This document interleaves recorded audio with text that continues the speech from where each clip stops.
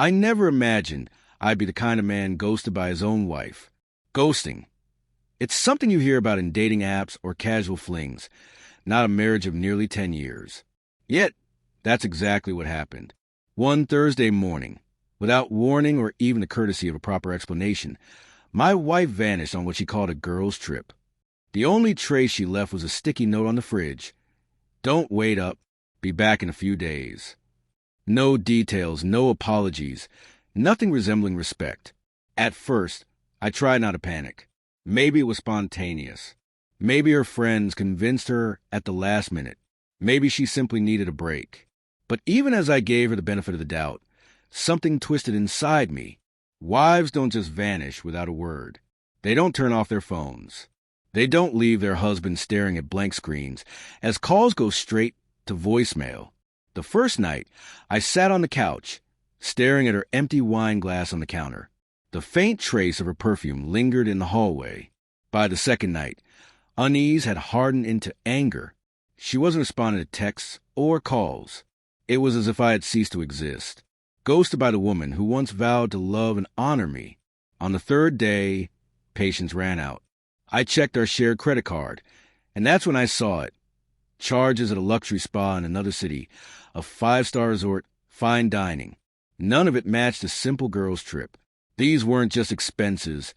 They were extravagant indulgences, the kind she once claimed we couldn't afford when I wanted a vacation for us. That discovery flipped a switch. This wasn't about space. This wasn't about friendship or relaxation. This was betrayal. While I worried at home, she was sipping champagne by a pool I'd never seen, in a place she hadn't even mentioned. Slowly, I noticed the things I'd ignored before. Distant stares during dinner, half-hearted hugs. The way her phone always stayed face down on the table. All the red flags had been there. I just hadn't wanted to see them. When she finally texted, it wasn't an apology. Not even acknowledgement of the days of silence. Just a casual, almost mocking line. Back tomorrow. Don't stress so much. Don't stress. After leaving me in the dark, after blowing money we both worked for, after treating our marriage like a background inconvenience, this message was a final crack in a foundation already crumbling. I spent the night thinking about the years I'd given her, the loyalty, the quiet sacrifices, moments I craved her attention but got nothing but indifference, times I set aside my own feelings to keep the peace. And here she was, acting as if I were so unimportant disappearing for days required no explanation. I made my choice. I wouldn't wait for her to waltz back with excuses or lies. I wouldn't sit in the silence she had forced on me. If she wanted distance, I would give it permanently. The morning she returned, she likely expected anger, but still my presence, ready to argue or forgive. Instead, the house was quiet. My clothes, essentials, everything personal, gone. She had ghosted me for her secret getaway. But now, she experienced what it felt like to be left behind. I imagine her face when she walked into the empty house. She probably expected me pacing. Questions ready, accusations at the tip of my tongue. Instead, she met silence. Closets half empty, dresser drawers cleared, nightstands bare. Only a simple envelope remained on the dining table. Inside, a note, "You ghosted me. Now you know what it feels like." I didn't wait for her to read it. I was already gone. Packed my car, booked a small apartment in another part of town, shut down the joint account she'd been using so carelessly. The man she'd treated like a placeholder was no longer waiting in the background. At first, her texts came rapid fire. "Where are you? We need to talk." Stop being dramatic. I ignored them. Just as she had done, I let silence speak for itself. Her ghosting came from selfishness. Mine came from clarity. Then desperation set in. "Please come home." I didn't mean for it to go this far. It was just some time for myself. "You're overreacting."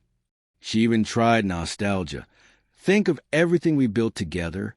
Don't throw it away like this." But that was the problem. She had already thrown it away. The moment she chose secrecy over honesty, indulgence over partnership, she dismantled everything I thought we shared.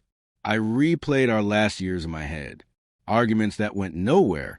Her dismissive eye rolls as if my feelings were an inconvenience. intimacy that had withered until we were strangers under the same roof. I had hoped she might change.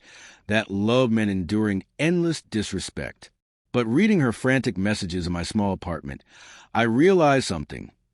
Leaving isn't always about revenge. It's about reclaiming the dignity someone else tried to steal.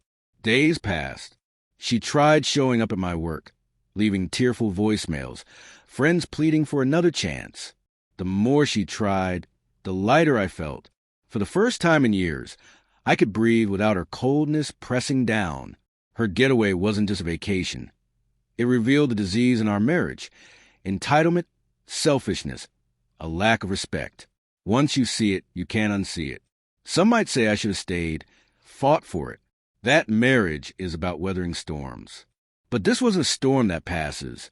It was a drought, a slow suffocation, leaving nothing alive between us. Her ghosting wasn't a trip.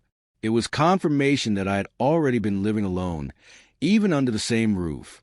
So I left her with her spas, her fine dining, her secrets. I left her with her choices. And I took with me what she forgot: the power to walk away. She returned from her secret getaway, expecting life to wait. But life doesn't pause for selfish people. She walked in, found the house empty, and learned what I'd already understood. The deepest betrayal isn't always cheating or lying. Sometimes it's being made invisible. And the only way to respond to that kind of betrayal? To disappear too.